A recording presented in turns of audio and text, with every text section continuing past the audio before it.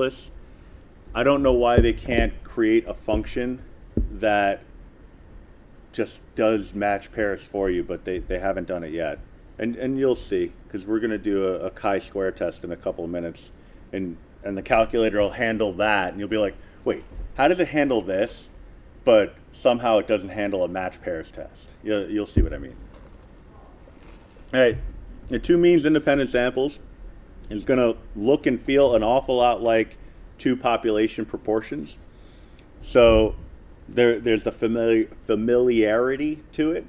The drawback to familiarity is confusion, where you might get one process confused with another.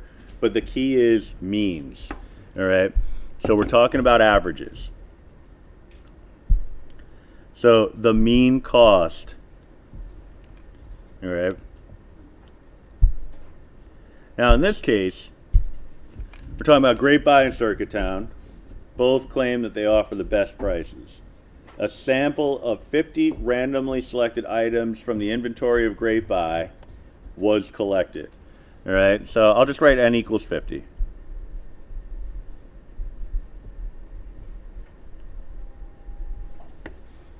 The mean cost, so for that sample would be an X bar, is $97.50. Probably why the business is not doing so well. With a standard deviation of 1719.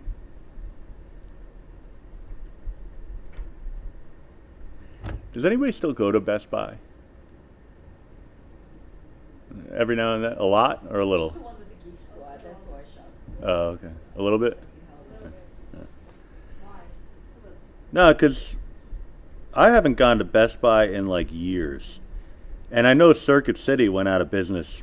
Well, I think it I might have still been in college, or I was just getting out of college, because I remember I had like a beat up piece of crap car that barely worked, but it had a thumping sound system in it, because I got it on clearance at Circuit City when they were going out of business. So the car didn't really work, but the music sounded great, which is typically the case when you're dealing with like an adolescent male in the 90s. Because I just get all my electronics and stuff on Amazon or some like boutique website now, you know. Yeah. Yeah, that's the other thing. Like, They're saying even for Staples as well, very high prices. yeah, It's ridiculous. my wife told me the other day she went to Staples for something, and I was like, wait, what? Well, you didn't get it on that? It probably would have came quicker if you got it on Amazon. Pretty sure one of them will come out of business. Yeah, I'm thinking. I know they're all downsizing. I messed with my wife a little bit. I felt so bad doing it, but I sent her out. I didn't send her out because I don't send anybody to do anything, because that's not my DNA. But her responsibility was to pick up, I think it was cold cuts from the supermarket. And so while she was out, I started exploring the Prime app and Prime grocery delivery. So I wanted to see how long it would take her to get the necessary stuff at the grocery store, and how long the delivery would take to get the same stuff. So I actually ordered it from Whole Foods, or Prime, which is Whole Foods, and the delivery came before she got back from the grocery store with the same stuff. I'm like, done. But that backfired on me. Online thing is groceries, and it's not for me. I like I- to go and look and pick and be like, oh, look, I could buy this jam, but this jam is cheaper, so let me buy this jam. I won't do it.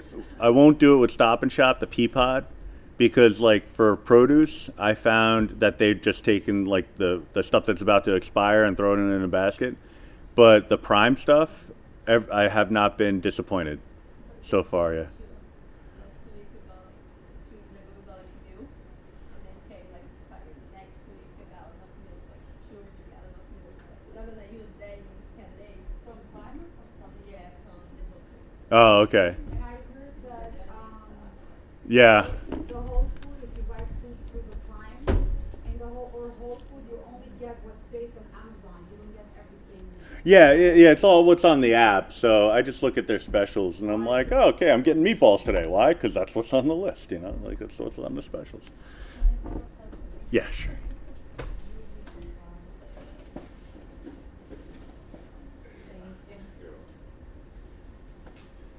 All right, so here's my great buy. And then we have also some corresponding values from Circuit Town. So we have an N from Circuit Town of 32. And the mean was cheaper, but they don't exist anymore, so.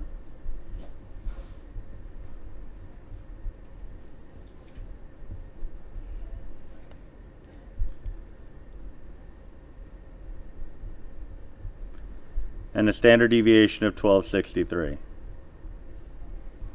Yeah, I'm about a year away from being able to actually use both of their real names without having to worry about a lawsuit.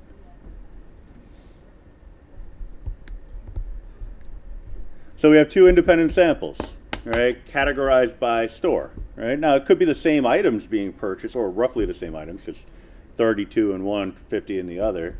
You know, it could actually be the same items, but maybe the individual bought more of certain things at Great Buy. But there are two different independent samples of one another based off of location. All right. So this would be my first sample, a little subscript of 1, and this would be my second sample, subscript of 2.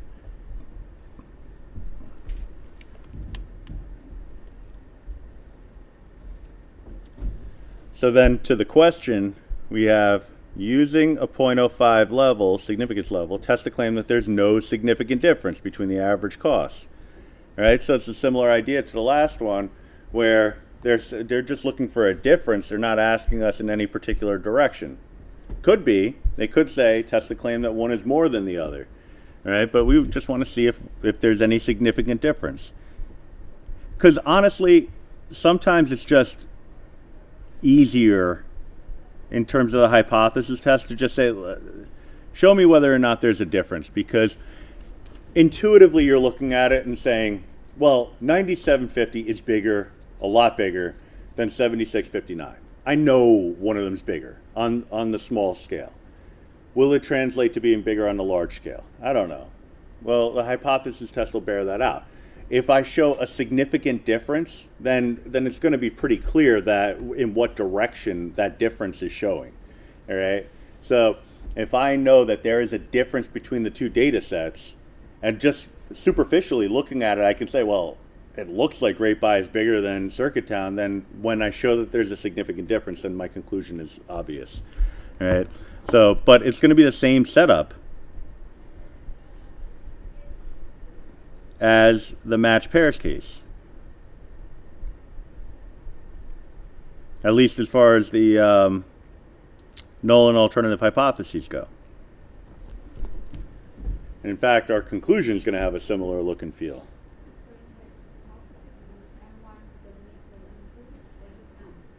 Mu1 equals mu2, and mu1 does not equal mu2. Oh, thank you. And our alpha value is 0.05, which is what we would have selected anyway, even if they didn't give us an alpha value. All right.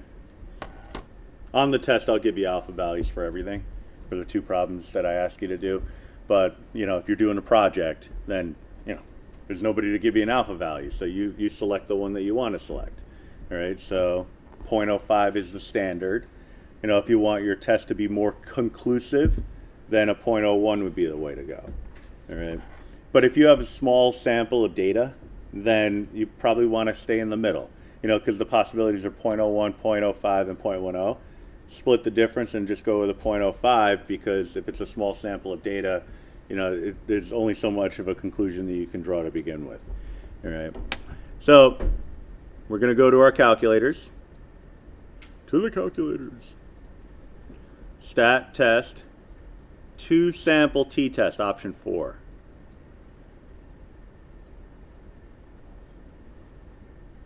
Stat test, option 4.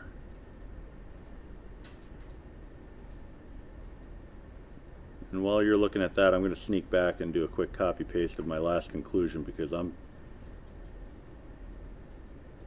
going to be snagging a lot of that for this one.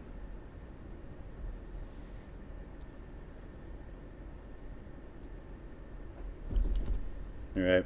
Option 4, it's 2-sample t-test. And that's because, all right, this may seem like I'm being a wise ass, but there are 2 samples. All right, our subscripts 1 and 2. And we're using a t-test because we're talking about means.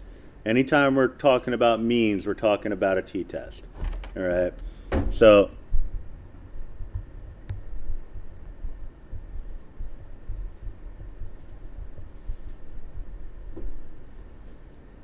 t-testle, no, test.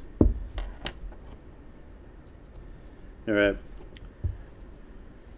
So that's an indicator of what hypothesis test to use, because generally what happens is people look at the question and they say, okay, cool, I know I need an alternative hypothesis, a null hypothesis, an alpha value, got all that stuff, I got some numbers, this is great. All right, now, which friggin' hypothesis test do I use? I have no idea. All right, well, our possibilities, we're only learning a handful of them. So test 2, test 4, and the 1 prop and 2 prop z-test, so 4, 5, and 6. Those are our possibilities. All right, so basically 2 through 6, skipping out on 3. We're not worried about test 3. So from those possibilities, you're either going to look for key terms in the problem. So if you see a mean, you're going to focus on the t-test and then determine if you have 1 set of data or 2 sets of data. Or you're going to just start clicking around and see if you have a test that fits the data that you've collected. All right, so when I hit 4, I go in here. Now it defaults to data, but it also, so if you turn on the calculator for the first time and you go into hypothesis test, its default setting is data. But anytime you set a hypothesis test to data, it's going to keep it that way for all hypothesis tests. So in the last one with the regular t-test, we put it on data, so it put this one on data also. All right, we do not have, and this is a misconception. You look at it and say, well, this is data. Look at all this data. This is lots of data. Data is a raw list of numerical values that represent a situation. These are known as summary statistics. All right, so this is not data.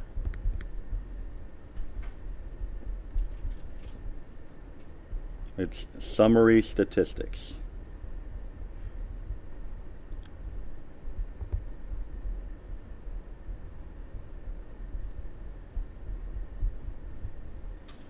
All right. Statistics are numbers that describe samples. All right. So just kind of going back to the beginning of the course. Numbers that describe samples. They're descriptors. All right. These are summarizing data values. So the summary statistics are values that summarize data, raw data. So what would have happened is an individual would have gone to GrapeEye, would have sampled 50 randomly selected items. Now, again, just so you understand, when you go to a place, if you wanted to do a study like this, you don't actually have to purchase the items that you're sampling. Right? I think it's common sense, but I figured I'd say it anyway because I could see somebody with a shopping cart and be like, man, this is all expensive. How am I going to pay for this? No, you just go and you'd be like, okay, box of Cheerios, write it down on the list. All right. Red bell peppers, all right, write it down on the list. You know, that kind of stuff. You don't actually take the items, you just write down what they cost. All right, so that's how the sampling would happen. All right. That raw list of data, that's exactly that. That's your data. Finding the mean and standard deviation of that data, those are your statistics. All right, that's conceptually why we would put this on stats, but the practical reason why you'd put it on stats is because I don't have anything in my list. All right, so you can think of it that way. I didn't put anything in my list, so it's probably the other one. Oh, look, it's precisely what I need.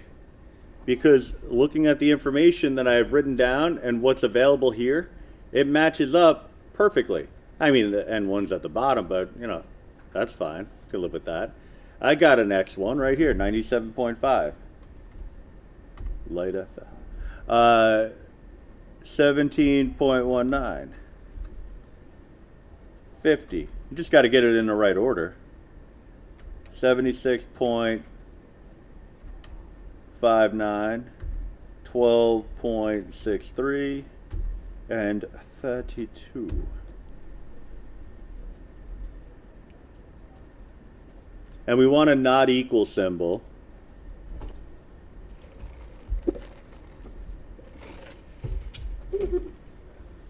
All right.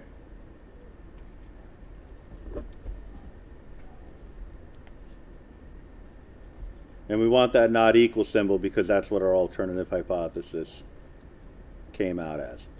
All right. Now you'll see an indication of pooled, no or yes. We're going to select no. There's actually a pretty straightforward explanation for why we would select no versus yes. The answer to that, I mean, you would explore this if the Stat 2 course ever ran. To the best of my knowledge, Stat 2, we have a Stat 2 course here. To the best of my knowledge, it's never actually run. But pooled just means that you can guarantee that these two samples come from the same population. All right. So based on the context of this problem, I can't guarantee that. And what would it mean to come from the same population? Maybe the same manufacturer, you know? So like the items that are being sold at Great Buy and at Circuit Town came from the same supplier, right? They get their electronics from the same companies, right? Now in some cases, sure. I'm sure that if both of these companies were in existence today, I know this one isn't, but I'm sure they would sell some Samsung devices, some Apple devices, some Microsoft devices and things like that.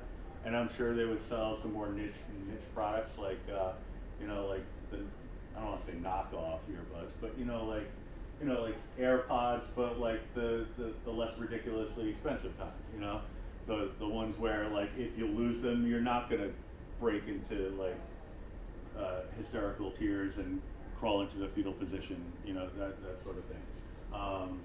So, like here's my example. It looks like an Apple Pencil kinda, but it's called Evosh, and it costs $20 as opposed to the $100+ that the Apple Pencil costs. Right? So, yeah. So I'm sure both stores would have those kind of items. Now, if you're reasonably sure that the items sold at both of these places came from the same population, then you would select yes.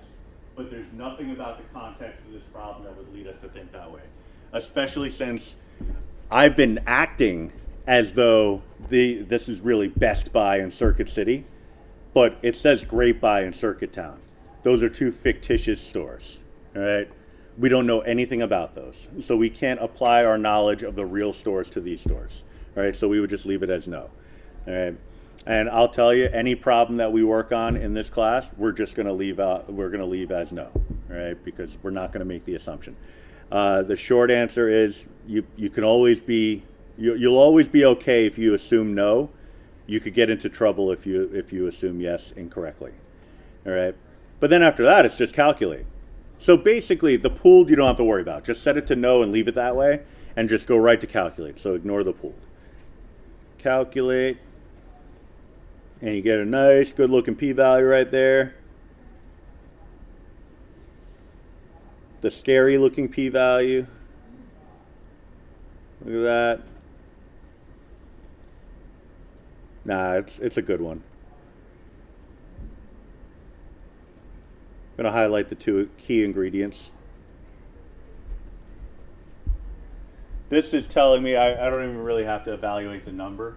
In the last case, the 0.451, whatever it was definitely bigger than the alpha value because 0.45 and 0.05 is not in the contest. But here you look at it and say, well, what is this number equivalent to? Well, first off, p-values are probability values, right? So it could never be bigger than 1. So this must be scientific notation. So then I look over here and I say, oh, e negative 8. That must mean that this is like super tiny, all right? So again, this is equivalent to 7 zeros in front of that 1. Oh, wrong side. So p-value 0.1, 2, 3, 4, 5, 6, 7, 1, 3, I'll say 9. It almost doesn't even matter because whatever this number is, all these numbers after the 1, we already know that it's way, way below 0.05.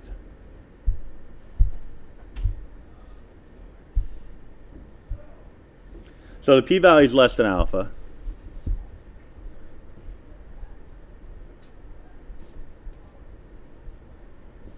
So therefore, we're going to reject the null hypothesis.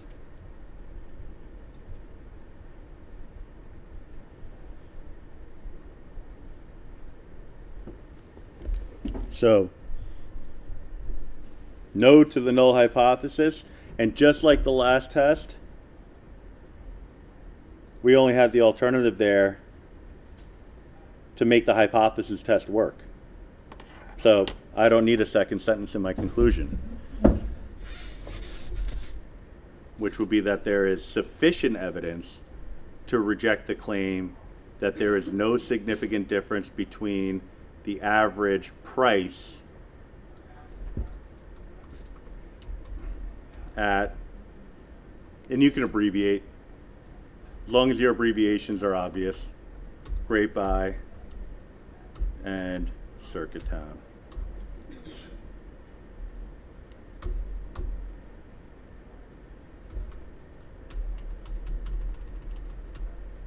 Reasonably obvious abbreviations.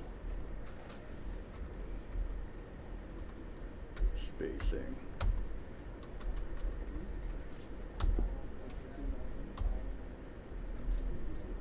All right, so sufficient evidence to reject the claim that there is no significant difference, because that's what the questioner is asking. Test the claim that there is no significant difference between the average cost. Okay, average cost instead of average price. Cost and price are the same, just it's a matter of perspective. It's all true from a certain point of view.